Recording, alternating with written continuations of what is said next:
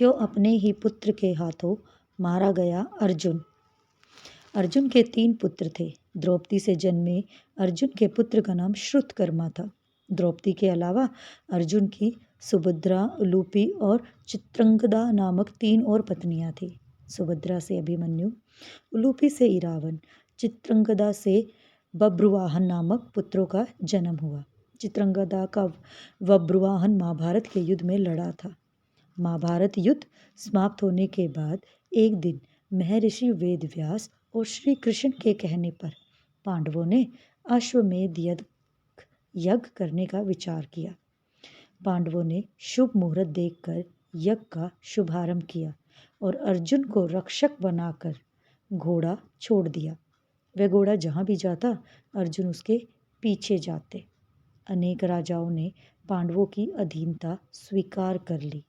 वहीं कुछ ने मैत्रीपूर्ण संबंधों के आधार पर पांडवों को कर देने की बात मान ली। वह घोड़ा घूमते घूमते मणिपुर जा पहुंचा। मणिपुर नरेश बब्रुवाहन ने जब सुना कि मेरे पिता आए हैं, तब वह गणमान्य नागरिकों के साथ बहुत सा धन साथ में लेकर बड़ी विनय के साथ उनके दर्शन के लिए नगर सीमा पर पहुंचा। मणिपुर नरेश को इस प्रकार आया देख अर्जुन ने धर्म का आश्रय लेकर उसका आदर नहीं किया। उस समय अर्जुन कुछ कुपित होकर बोले, बेटा, तेरा यह ढंग ठीक नहीं है।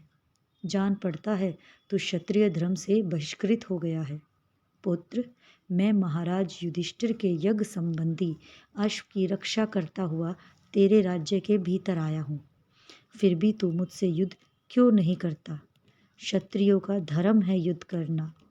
अर्जुन ने क्रोधित होकर कहा, तुझ दुर्बुद्धि को धिक्कार है। तू निश्चय ही क्षत्रिय धर्म से भ्रष्ट हो गया है। तभी तो एक स्त्री की भांति तू यहाँ युद्ध के लित्रित आए हुए मुझे शांतिपूर्वक साथ लेने के लिए चेष्टा कर रहा है। इस तरह अर्जुन ने अपने पुत्र को बहुत खरी खोटी सुनाई और उसे ऐसी बातें बोलते ही रहे। उस समय अर्जुन की पत्नी नागकन्या अलूपी भी उस वार्तालाप को सुन रही थी। तब नागकन्या उलूपी धर्म निपुण बब्रुवाहन के पास आकर यह धर्म संबद्ध बात बोली, बेटा, तुम्हें विदित होना चाहिए कि मैं तुम्हारी विमाता नागकन्या उलूपी हूँ। तुम मुझे मेरी आज्ञा का पालन करो, इससे तुम्हें महान धर्म की प्राप्ति होगी। तुम्हारे पिता कुरुकुल के श्रेष्ठ वीर और युद्ध के मद से उन्मुक्त रहने वाले हैं, अतः इनके साथ अवश्य युद्ध करो। ऐसा करने से ये तुम पर प्रसन्न होंगे, इसमें संशय नहीं है। यह सुनकर बब्रुवाहन ने अपने पिता अर्जुन से युद्ध करने का निश्चय किया। तब अर्जुन और बब्रुवाहन के बीच घोर युद्ध हुआ। कहते हैं इस युद्ध में बब्रुवाहन मूर्छित हो गए थे और अर्जुन मारे गए थे। अर्जुन के मारे जाने पर का समाचार सुनकर युद्ध भूमि में अर्जुन की पत्नी चित्रंगदा पहुंचकर विलाप करने लगी। वह उलूपी से कहने लगी, तुम्हारी ही आज्ञा से मेरे पुत्र बब्रुवाहन ने अपने पिता से युद्ध किया। चित्रंगदा ने रोते हुए उलूपी से कहा कि तुम धर्म की जानकार हो बहन, मैं तुमसे अर्जुन के प्राणों की भीख मांगती हूँ।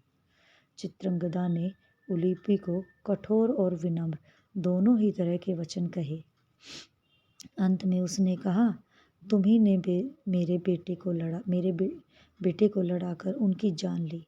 मेरा बेटा भले ही मारा जाए, लेकिन तुम अर्जुन को जीवित करो, अन्यथा मैं भी अपने प्राण त्याग दूंगी।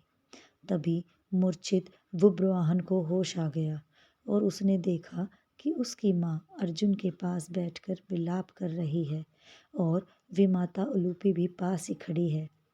बब्रुवाहन अपने पिता अर्जुन के समक्ष बैठकर विलाप करने लगा और प्राण लिया कि अब मैं भी इस रणभूमि पर आमरण अनशन कर अपनी देह त्याग दूंगा।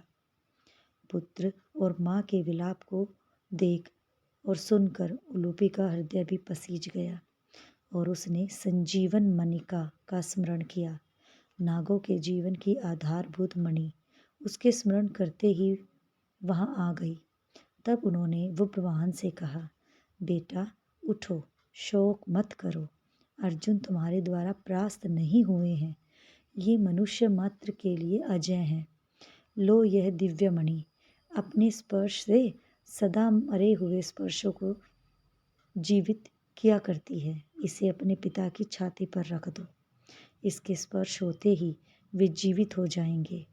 वृषवाहन ने ऐसा ही किया। अर्जुन देर तक सोने के बाद जागे हुए मनुष्य की भांति जीवित हो उठे। फिर उन्होंने अश्वमेघ का घोड़ा अर्जुन को लौटा दिया और अपनी माताओं चित्रंगदा और उलूपी के साथ युधिष्ठिर के अश्वमेघ यज्ञ में शामिल हुए। धन्यवाद दोस्तों। अगर आप यहाँ तक आ गए हैं तो चैनल को सब्सक्राइब और कहानी को लाइक कीजिए।